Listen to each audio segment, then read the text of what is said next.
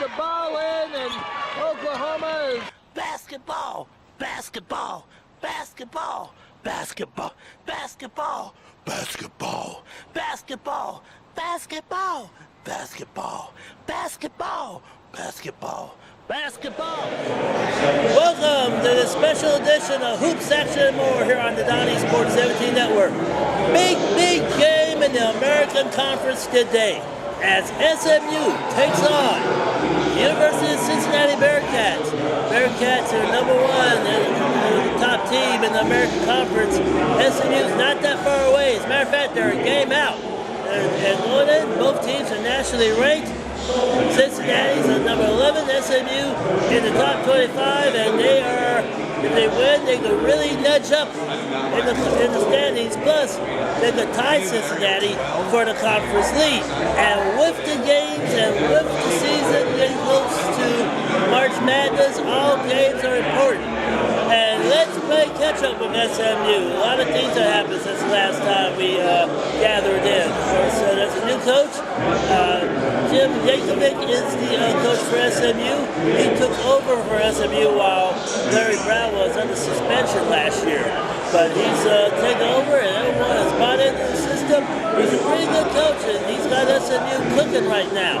So this is a big game all the way around. National TV all over the place. ESPN's here.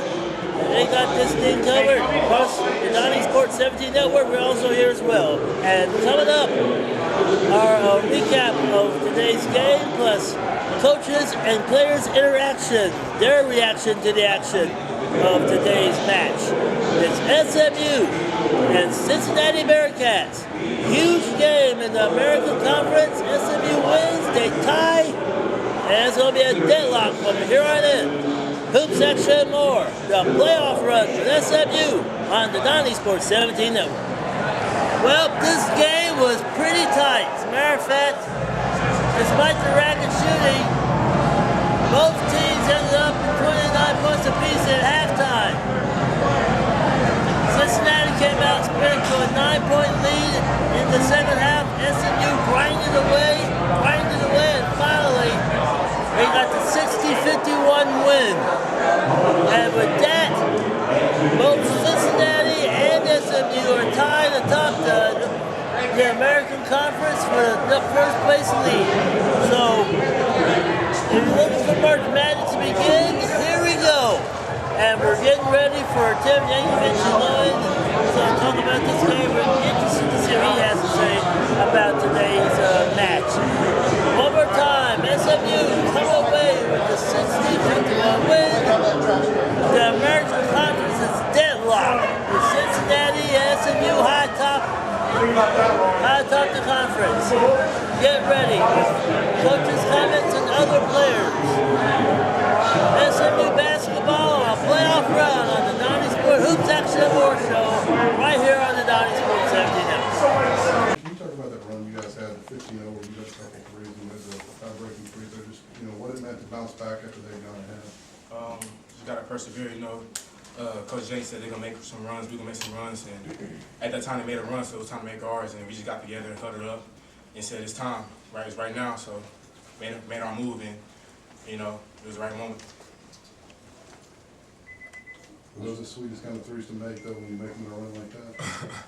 Yeah, those momentum plays, I fed off my team, and, the big shots went down, and, we went up, and we started locking in on defense, and we took over the game.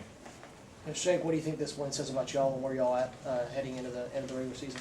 I think it just shows that we're tough, especially when we stay together and we play as a team. The thing I love about our team is we're so encouraging to one another. We always got each other's backs, so going out there and sticking together, especially during crunch time, it's really not that hard. Guys, you held them without a field goal in the last 4 minutes of play. How important was that?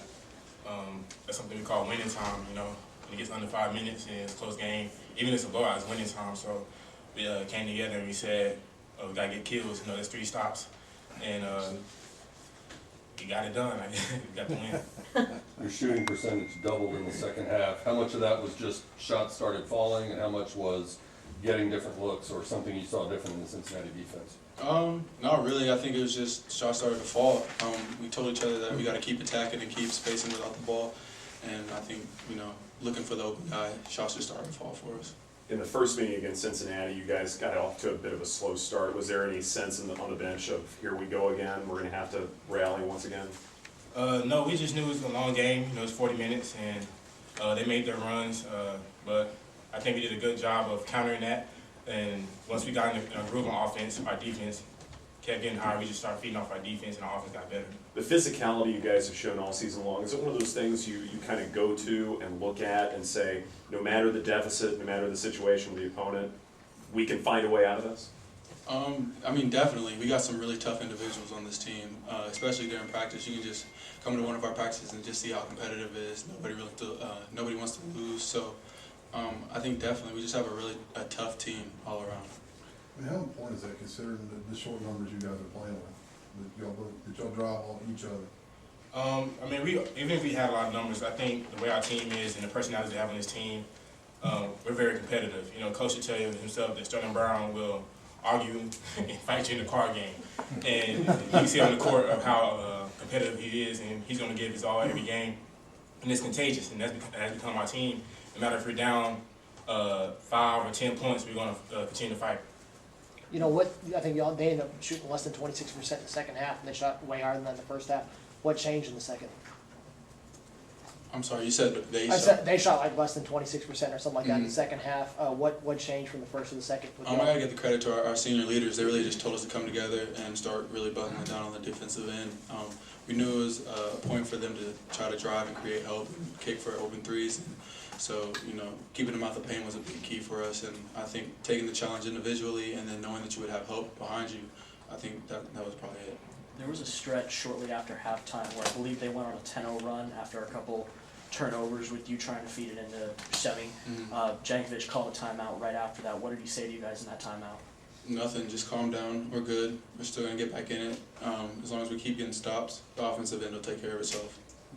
Ben, talk about rising to the occasion from a personal standpoint. 9 of your 11 points came in the second half, and you really fueled the win, I think. Well, I give credit to my team and my coaches. I struggle shooting off and on in games, and they just kept my confidence up. In practice, they pushed me, and after practice, I get shots up with the coaches. So they really gave me confidence, and the opportunity presented itself, and this was a game where I seized the opportunity.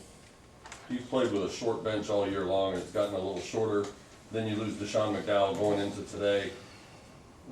How did that affect the confidence or the outlook just going into a game like today against a nationally ranked opponent? It really didn't. Our mentality is next man up, regardless of what the circumstances are. So we got guys on the bench that are willing to come in and give significant minutes, like Wolf and Wolfong and James and Leo and all them. They practice hard every day, so we know that if they had to come in the game, they'd be ready for it. So it doesn't really change our mentality at all. Shake, you mentioned a minute ago that the coach, that Jankavitch tells you to keep it calm. How different has it been with them coaching this team? After you guys have kind of get used to Larry? By now we're used to it. Coach Jank doesn't mind us pushing the tempo a little bit more, shooting a little bit more threes.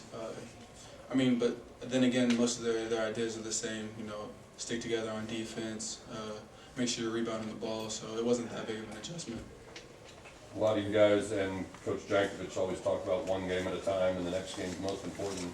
But to beat the team that's leading your conference, to even up the season series with them, do it on national TV, how does this one feel, just from a satisfaction standpoint?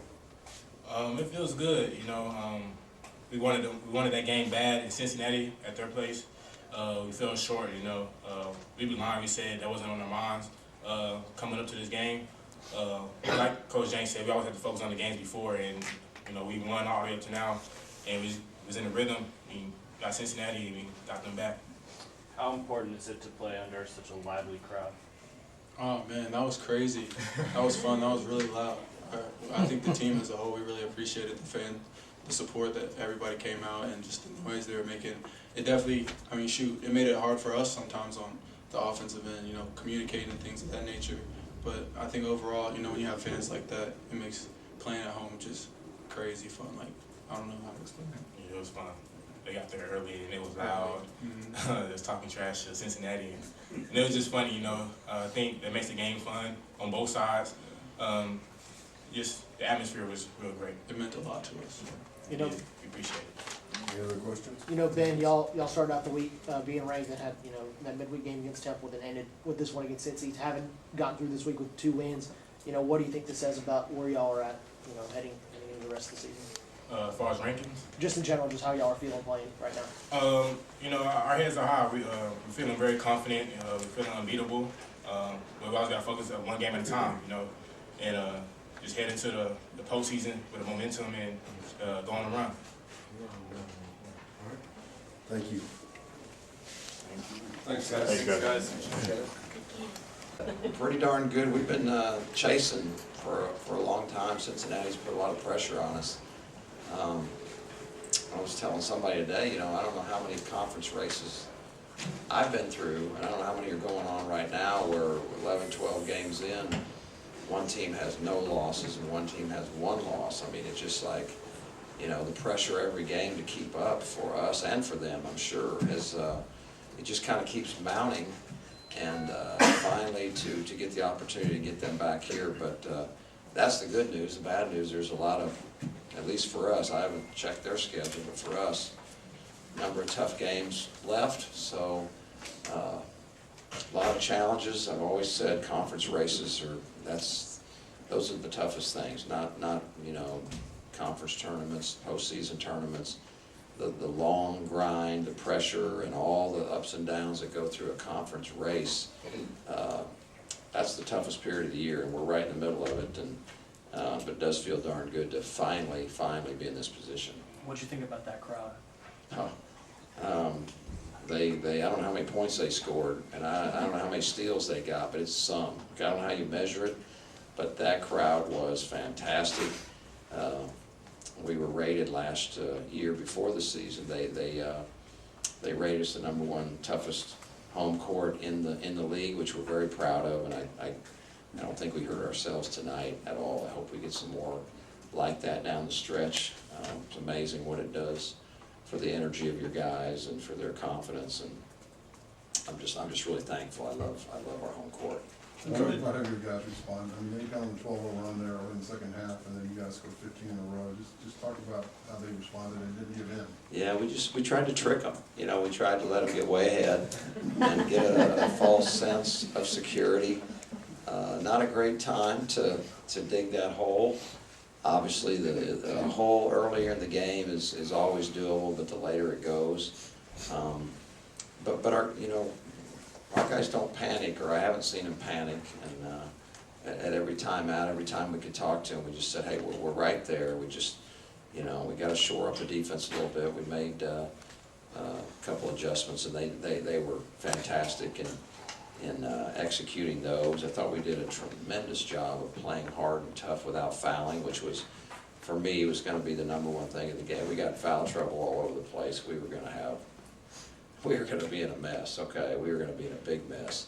But our guys managed to just play right through that. And I thought, for me, well, if you look at the second half, to answer your question, I kind of got off track, but dug the hole, and then from that point on, I thought played the best defense we played all year, bar none.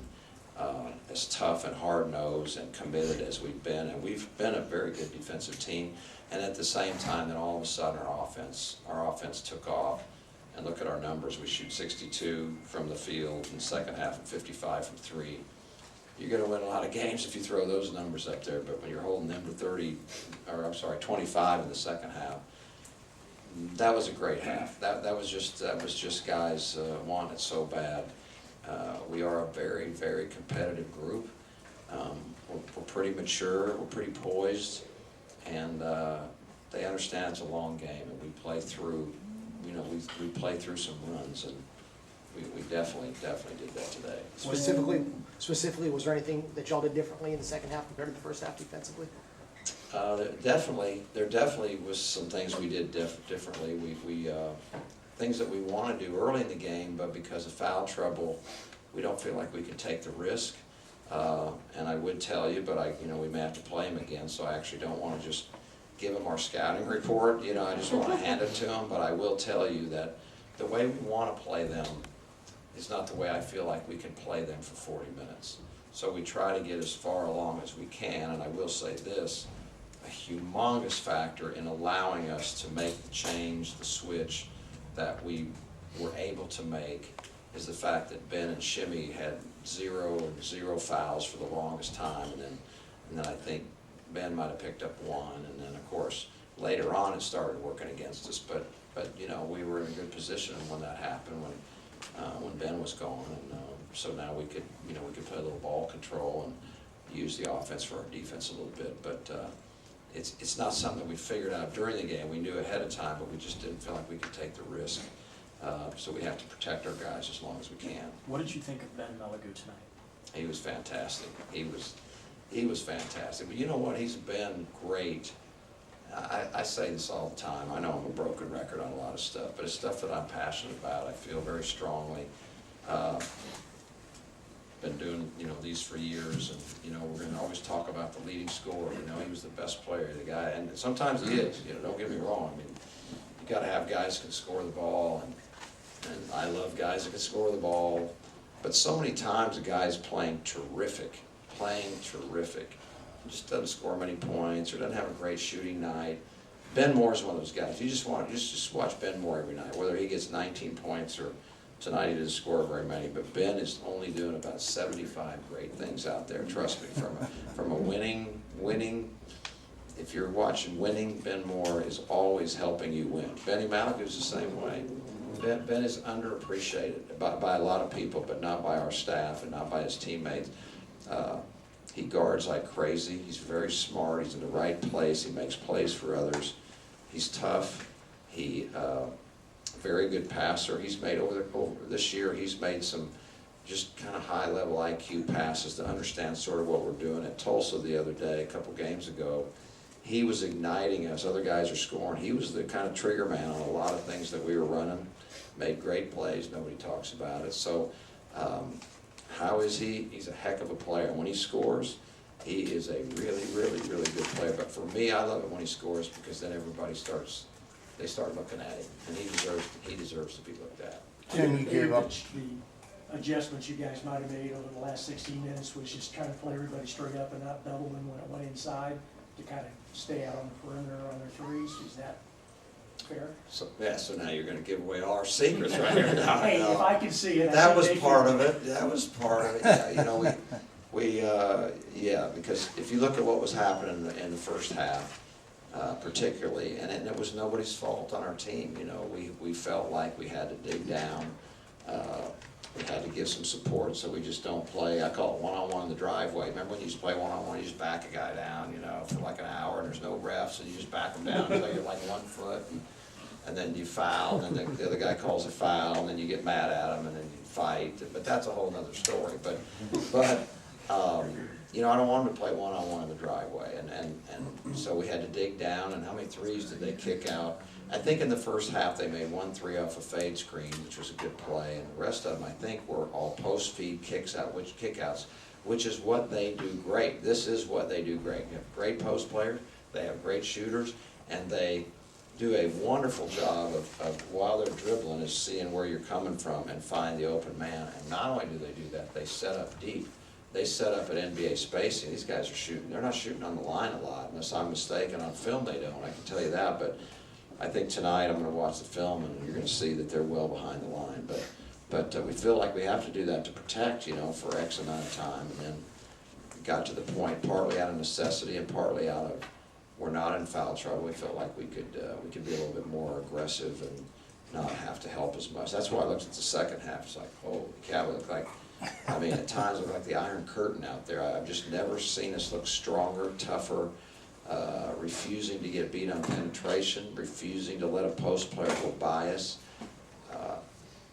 It was for me. It was fantastic, and I just love the way these guys compete. Coach, you mentioned the rest of the schedule. Don't see any ranked components on that, but how important was it to get this victory in terms of the other goals that this team I think it was a really important game for a lot of reasons. Obviously, one of our goals is to try to win the conference. Not to say that if we lost, we were out of the race, but we just certainly need an awful lot of help and no margin of error, so we do that. Nobody's in the NCAA tournament right now, nobody. They love to say you are, and you pick it up, and so-and-so's got, you're in, and you're out, and you're in, and I think that's the biggest batch of fool's gold I've ever seen, and I hate for any of our players to ever think that because someone said we're in.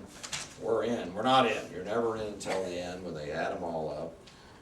So that's critical, and then of course, we're playing for a seed too, and you want the highest seed because once you get in that tournament, matchups and who you have in the first and second round, that's pretty big. So we all understood it. Our guys understood it. We did not over talk about it for sure because I didn't want it to be, it's not the end of the season type loss if you lose, but it was probably the biggest opportunity game of the not probably, it's the biggest opportunity game of the year we had all year so far, and thankfully we came out on the right end of it. At what point was Deshaun McDowell ruled out, and what was it like for you and your staff to prepare for the number 11 team in the country? It's just kind of a day-to-day, It's already short bench. It's day-to-day, and it used to be more stressful for me. I tell you this, I have gotten an education in the short bench like I have never. I've been coaching a long time, okay, and I have never, ever, including last year, when I coached the first 9 games, I had like 8 and 7, a lot, and then one game we had 6. So that was my first big experience with having 6 scholarship players. So that was last year, and then this year, of course, for most of the year, we've had 7, and then we went to Florida with 6. We went to Temple with 6. We had 6 again today. And I'll tell you, I'm starting to get used to it. I'm starting to not panic. It was you just deal with it. But I will tell you this too, and Jonathan Wilfong, I have confidence in. Why he's not a scholarship player. I'd have put him on scholarship had we been able to, but through the probation, we're not able to. So I feel really badly about that. But he's a senior, and he can play in these games. I mean, he can. So we do have another guy that I believe is ready to go play real minutes. You've seen him play real minutes before. But I haven't been getting him in games because somehow, some way, these guys are playing 39, 38, 37, and staying out of foul trouble. And we do have 6 in our rotation. So do we want 7 plus Jonathan? You bet we do. But we've learned that, we can find a way to do it. Well, that was SMU basketball head coach Coach Jankavitch with Shake Moore and Dan Malagu chiming in, talking about today's game. It was a tight one, and with all the shaky starts and a bunch of other things, SMU squeezed out a 60-51 win today here at Moody Coliseum over Cincinnati. And what that does, it knocks up the American Conference. SMU and Cincinnati deadlocked at first place. Many more games ahead for the SMU Mustangs, plus the conference championship, and if all things work out, the tournament.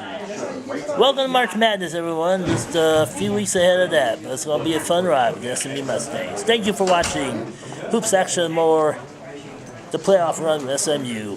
Keep it right here on the Donnie Sports 17.